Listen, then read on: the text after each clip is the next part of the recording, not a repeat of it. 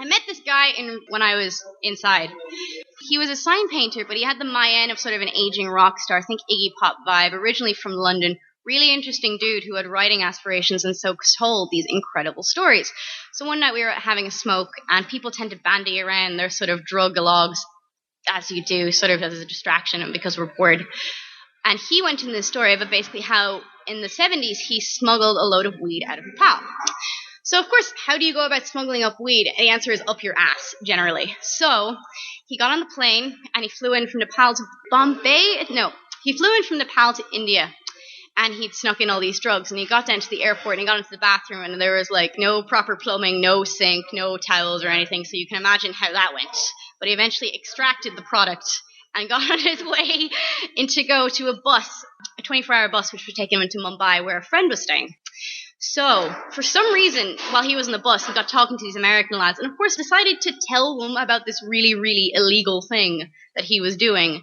Which I had to interject at that point and be like, well, weren't you worried about the consequences? Because, I mean, drug smuggling was illegal back then as it was today, and he'd probably still be in an Indian prison if he'd been caught, but he wasn't especially concerned with that at the time. And so the Americans turned around and were like, you know exactly what's going to happen, right? Just as you said that, like just for out of sheer irony, that there's going to be some inspector will come on the bus and find you. And they kind of said this as a joke, but this gave the rockers serious pause. And he said to me, okay, I had two options here, Eva. I could either risk getting caught or shove the drugs up my ass again. And I was like, well, what did you do? And he's like, well, I shoved the drugs up my ass again.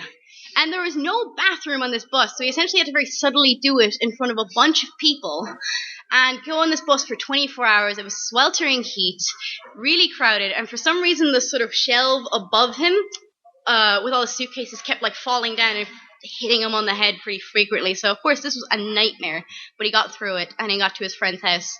The story ends with him and his friend on a balcony. They've rolled up this joint and they take an exhale, and the friend goes, oh, where the fuck did you get that? And he goes, it's been up my ass for 2 days.